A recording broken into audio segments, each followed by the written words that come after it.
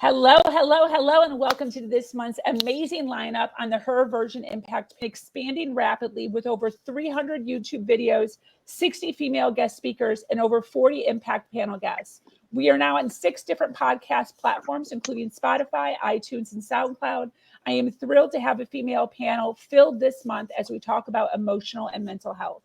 The conversation around this topic will be broad and will guarantee to educate you on so many areas of your life. Join us as we dive deep into our personal journeys to improving our mental and emotional health and the challenges along the way. Her Version is a contemporary global stage, a platform created for bold storytelling, providing stories, tools, and advice on how to break free from life struggles and design your own vibrant life. For those of you that don't know me, I am your host, Sabrina Victoria. If you are new to this podcast, make sure you follow, like, subscribe, and share. Let's jump right in.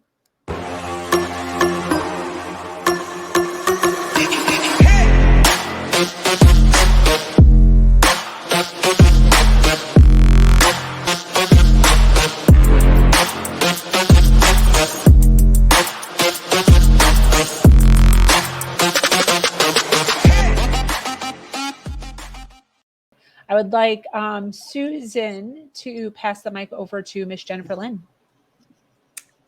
Thank you. And yes, Jennifer, we'd love to hear your question. Hey, ladies. So good morning. I am always so excited to join this panel because it's like talking with a bunch of girlfriends and you just bounce ideas and inspiration off each other. And I think that's incredible. I love what we've talked about so far. What I want to kind of piggyback more into another subject similar. When we talk about emotional and mental health, I love kind of that self-reflection and maybe what's holding us back, because a lot of times we do self-sabotage. But I want to kind of put the question out there to you ladies. We do have like this inner self-talk, but where does it stem from? We kind of evaluating what emotional and mental health is. On a surface level, people say, take some hot baths and drink tea, but you can only do that so much. So kind of going off of that, where that inner self-talk is stemming from. It can either come from growing up as a child and maybe that became our inner voice, whether it was a caretaker, a parent, and then moving forward, carrying it into who we surround ourselves with. Because especially in this last year in my own personal journey, without sharing a lot, I've really noticed what an effect the people that you surround yourself with have an effect on what's going on in here as well too. So I guess putting it into a question, trying to think of a good way to phrase it since we're opening that up now. Who, if you want to say one or two of them, what things did you notice in your emotional and mental health journey that was not serving you, and it had to do with people around you? Or if you want to go more positive, who were the people that really elevated your mental and emotional health? And it could be girlfriends or anybody who inspired you to keep growing, keep going, where you didn't find yourself in a self-sabotage. So I give you guys kind of more of like giving awareness for our guests and who's watching as well too, to spot those types of emotional and mental things that will bring you down and anchor, than those who are an accelerator. And if I wanted to kind of open the floor if that question makes sense, if you wanted to approach one or the other. Can I say something? Tina, yeah. For me, I grew up with low self-esteem. I was a very shy girl. You would never think of it now, as I've gotten older. And my upbringing, I was the oldest of 3 girls in an Italian immigrant family. And it was all about, it was very strict. So I lived in a very strict, sheltered life and I wasn't able to do much. And I actually, to have some freedom, I got married at 19. Not something I would advise, but it gave me freedom because I was able to now not have any rules. So our childhood really impacts into our adulthood. And so that's one of the things that I have to say, my upbringing, we were a middle-class family. It was a good, solid family. However, it's those words that your family says to you that really keep you here. And like, you start to question yourself. Am I good enough? Like, I never really thought I was good enough, that I could ever achieve anything, that I was just good where I was. Okay. I was always the good girl. Okay. And then I, got divorced later in life. After 20 years of marriage, I got divorced. And that's when I really started to really find myself, because you lose your identity sometimes. And I lost my identity because I was the people pleaser, being the good girl, the good daughter, the good wife. And I was always good. So, so that's, but who inspired me? There's a woman in Idaho. She was my coach. Love her to death. And she is still my inspiration, has always believed in me. So you need people that believe in you, that push you, and really give you those words of positivity. Because I grew up in a negative household. It was all negative, everything's always a problem. It was never good, so yeah, but that's who inspired me. That's amazing. I love that. Thank you. Kimberly. So I totally agree with Tina, because I grew up in a household that wasn't really strict, but I was very emotionally neglected. So, when I achieved something great, my mum, she didn't like that. So she just would never, she wasn't really encouraging, and, and she never taught me boundaries. So I was always, I was a people pleaser, and, I've gone through my life trying to find my identity, and I've done that about 3 or 4 times. So I find myself, and then, something else happens, and then I go back to square one. But in saying that, I've got 3 daughters, and what I've noticed is, obviously I parent differently to how I was parented with my girls. I well equip them from a very young age with, not just, with respect for other people, but, teaching them boundaries for themselves. I'm really big on that, because I lived practically my whole life without boundaries. And what I've noticed is, I've got twin 13-year-olds, and one of my twins, she's constantly coming home every day from primary school telling me, she's a really outgoing kid. I'm always encouraging her. I let my girls find their own personality, and I treat them all differently according to who they are.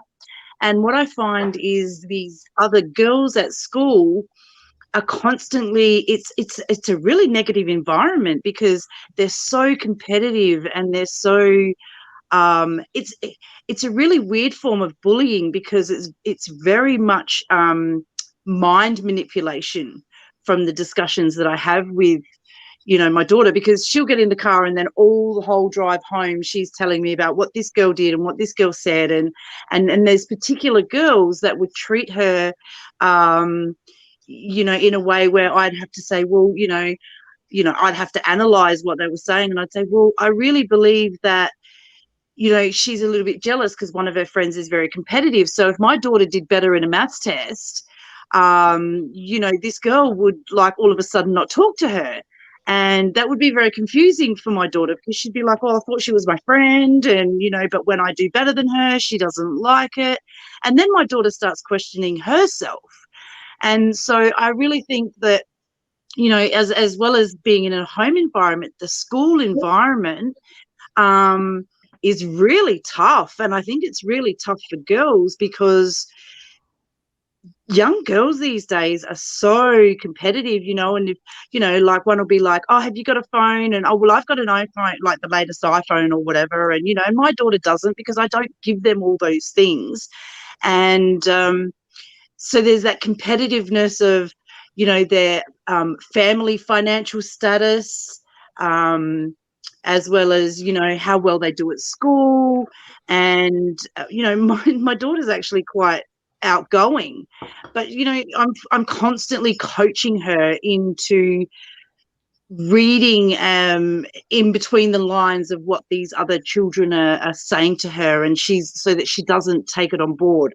One of the girls that she is I wouldn't really say friends with, has really bad mental issues, and she clings to my daughter, and my daughter struggles with that, because she'll tell my daughter that she wants to kill herself all the time, and then she's constantly hanging off her.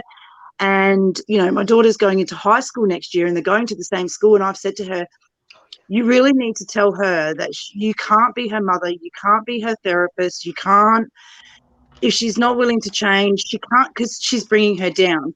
So I'm constantly coaching my daughters. And I feel that that's a really important part, because if you're not an observant parent or your children can't talk to you, whether you or not you've got a good environment at home, they're going to struggle growing up with these, you know, self-questioning theories about themselves because of other people. So I think that's really important, is the school environment. I mean, you know, I'm 51, and so I'm still got like kids in school, and I struggle because it does my head. And I say to my daughter sometimes, can you just please stop?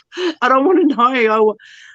You stop talking about them, because like I can feel myself getting really irritated because of the negative thoughts that these girls impose on other children that are just carefree and just want to do their thing, and they impose their own mental issues onto other kids, and that really annoys me. Yeah. Yeah. I just wanted to acknowledge that we had a comment kind of going into all of the things that you were talking about with this pressure that we all have to be perfect. Someone said that they're finally breaking out of the perfect Miss Goody Two, I can't speak today. Goody Two Shoes role that they've been playing all my life, and just doing me. And I completely can relate to that.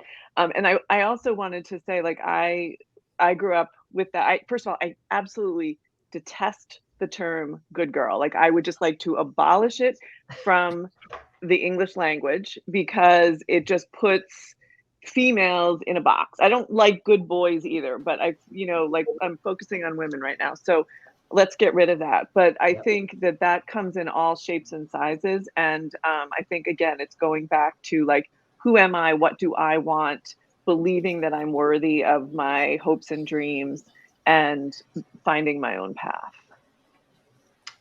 Good point, Christine. I hate that word too, Goody. 100%.